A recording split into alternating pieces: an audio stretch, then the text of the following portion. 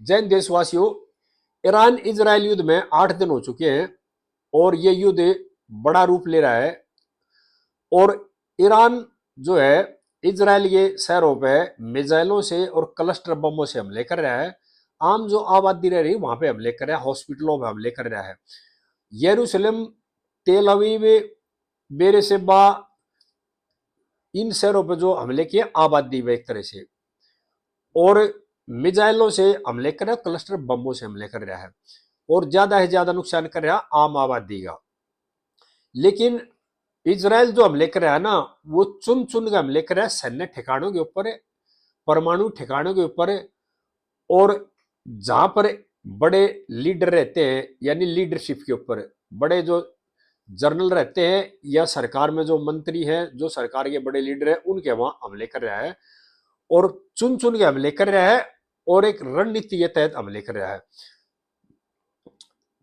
Cluster bomb जो Israel के ऊपर गिराया गया है उसमें आम नागरिक मारे गए हैं और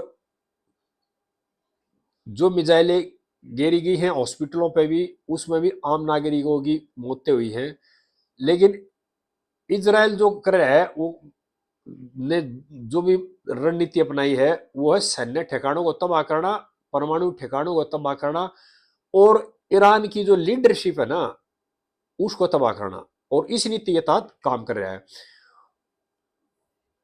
ईरान के ऊपर आज रात को 60 फाइटर जेटों से इजराइल ने हमला किया, जिसमें तेहरान में एसडीएनपी का जो हेडक्वार्टर था उसको तबाह कर दिया और जो अरक का परमाणु संयंत्र था, जो हैवी वाटर रिएक्टर संयंत्र था, उसको तबाह कर दिया और कई जो सैन्य ठिकाने थे ना, दर्जनों जो सैन्य ठिकाने थे वो तबाह कर दिए हैं। और इजराइल हमले कर रहा है फाइटर जेटों से, और इजराइल जो हमले कर रहा है वो उनके सैन्य ठिकानों पर हमले कर रहा है और परमाणु संयंत्रों पर हमले कर रहा है। और यही कारण है कि युद्ध में वही सेना या वही फौज जीतती है जो कि एक रणनीति के तहत सैन्य ठिकानों पर हमला करे या परमाणु हथियार की फैक्ट्रियों पर, हथियारों के जो भंडार हैं वहां है, गोदाम है, उन पर हमले करे, वही फौज जीतती है। लेकिन ईरान कर रहा है आबादी के ऊपर हमले और इजराइल कर रहा है सैन्य प्रतिष्ठानों पे, परमाणु संयंत्रों पे और हथियार बनाने वाली फैक्ट्रियों पे, जो पिछले 8 दिन में कई फैक्ट्री भी तबाह कर दी ईरान की, कई परमाणु ठिकाने तबाह कर दिए, कई वैज्ञानिक भी मार दिए और कई जो सेना के जनरल भी तबाह कर दिए और जो खमेनी के सलाहकार थे उनको भी मौत के घाट उतार दिया और खमेनी को भी तलाश कर रहे हैं, ढूंढ रहे हैं, उनके ठिकाने के ऊपर भी के पास भी हमला किया था। और नेतन्याहू ने ये दुनिया को बता दिया कि हम बात नहीं करेंगे, दुनिया हमारी कार्रवाई देखेगी। और नेतन्याहू ने ये भी चेतावनी दे दी खामेनेई को भी जीने का अधिकार नहीं है, ये पब्लिक प्लेटफॉर्म पे ओपन बोल दिया।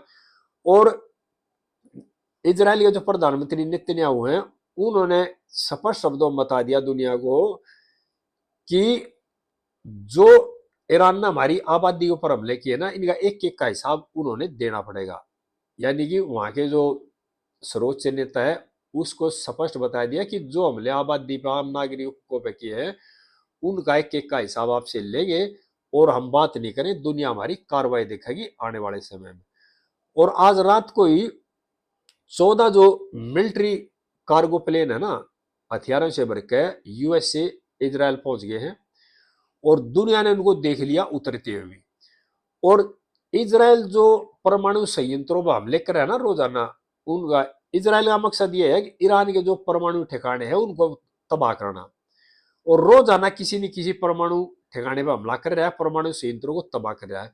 इससे डर के मारे गए रूस ने भी इस युद्ध में अपनी एंट्री कर ली और रूस ने चेतावनी दी है इजराइल को कि जो बुसर परमाणु संयंत्र है ना उस पर हमला ना करे इजराइल, क्योंकि वहां पर हमारे वैज्ञानिक हैं। यानी एक तरह से रूस ने भी अपनी चिंता दुनिया को बता दी कि भाई हो सकता किसी भी वक्त इजराइल बुसर शहर में, बुसर जो परमाणु संयंत्र है उस पर हमला कर दे, उसमें हमारे वैज्ञानिक भी मारे जाए, तो उनको पहले बता दे इसमें हमारे वैज्ञानिक है। लेकिन जो इजराइल के प्रधानमंत्री है उन स्पष्ट शब्दों में दुनिया को बता दिया कि जरूरत पड़ी तो हम जहां भी चाहेंगे वहां हमला करेंगे, बुशर हो या फोर्डो, हम किसी को बख्शाएंगे नहीं, हम हमला करेंगे। और एक ही बात है इजराइल की और इजराइल की सेना की, इजराइल के प्रधानमंत्री की, जो हमने अपना लक्ष्य है ना, यानी कि जो परमाणु संयंत्र तबाह करने, परमाणु जो ठिकाने हुए तबाह करने, वो करने ही करने हैं, चाहे उसमें दुनिया नाराज हो या दुनिया कुछ कहे। और जिस तरह से ट्रंप चालबाजी खेल रहे, जिस तरह बयान दे रहे, रोजाना बयान बदलते, उस चीज को भी देख करके इजराइल के प्रधानमंत्री नेतन्याहू ने स्पष्ट कर दिया कि अमेरिका अपने लिए लड़े, अमेरिका अपने देश के बारे में सोचे, हम अपने देश के लिए लड़ेंगे, अपने देश के बारे में सोचेंगे, हमने जो करना हो करना ही है। यानी कि क्लियर दुनिया को बता दिया है नेतन्याहू ने कि हमने जो करना है ना, उस वो काम करना ही है। जो परमाणु ठिकाने हैं ईरान के, वे तबाह करने हैं। जो वहां की लीडरशिप है उसको के शासन को खत्म करना है। वो जो सर्वोच्च नेता खामेनी है उसको खत्म करना है, ये बिल्कुल है। और डर के मारे इतना डर पैदा हो गया ईरान के मंत्रियों में भी, विदेश मंत्री ने ये बयान दिया कि मेरी हत्या की साजिश रची जा रही है जासूसों द्वारा, इजराइल के जासूसों द्वारा। ये एक तरह से डर बता रहा है वहां का नेताओं का जो शासन है, उसके जो में जो बैठे लोग हैं उनमें ये डर हो गया कि पिन पॉइंट कर करके हर ठिकाने को चुन चुन करके आईडीएफ है वो हमले कर रही है, जिसको चाह रही है उसको मार रही है।